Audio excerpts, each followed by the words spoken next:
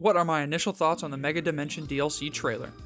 I'm excited. December 10th is much earlier than I expected the DLC to drop, and I've really been enjoying Legends Z-A, and hope the DLC is just as fun. One of my biggest hopes for the DLC is, I do hope there are more sub-areas added, like the sewers and Lysander Labs, as I don't think just new Pokemon being added alone will make it worth $30. Making Baxcalibur an online reward continues down an annoying path, in my opinion, when it comes to getting Mega Stones. I wish each Mega had a rogue battle to get their Mega Stone, instead of buying it from a store, or earning it in online battles. Did anyone else notice the Pokemon over level 100? Is this the first time that that's been in a Pokemon game? I really wonder how that's gonna work.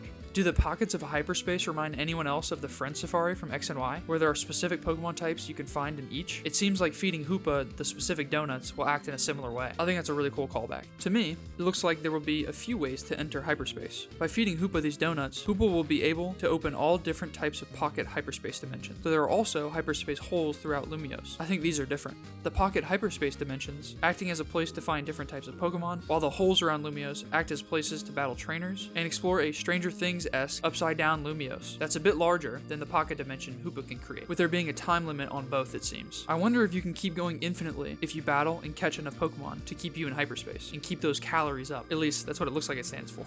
I also wonder what this means for shiny hunting in hyperspace. There might have to be new techniques created to hunt there, since there might be a time limit, and I'm unsure if you can bench method anything in hyperspace, since I'm unsure if the day-night cycle will even exist. Anyways, I have high hopes for this DLC, but I'm cautiously optimistic that this will add enough content and enough replayability. It also looks like we'll be getting new rogue mega battles, which I'm pretty pumped for. I think that was one of the coolest features of this game, and I wonder if they're going to work any differently in hyperspace. They also showed off two new mega evolutions, Mega Chimecho and Mega Baxcalibur. I'm pleasantly surprised with Mega Chimecho. I actually really like it. Will it be a good mega? Who knows? But the design is pretty sweet. Baxcalibur doesn't get me as excited though. I think making the back spike even bigger is a pretty obvious way to go with the mega. Personally, I think they could have done something a little more creative. I hope this mega is good though.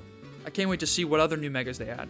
I'm really hoping for some Gen 4 and 5 love in this DLC, in regards to megas. And since my first rating Mega Evolutions video did pretty well, I'll definitely be making one for all the new megas in the DLC. Also, I love Corinna's design in this game. Best designed character in the game by far. Alright, those are my initial thoughts on the Mega Dimension DLC trailer. Let me know what y'all thought of the trailer, and if you're excited for the DLC. This is the first time in a while I've been looking forward to the DLC of a Pokemon game. Even though it's $30, I hope they make it worth it. Leave a like and subscribe for more content like this. And check out my first video, where I rate each new Mega Evolution from a designer's perspective.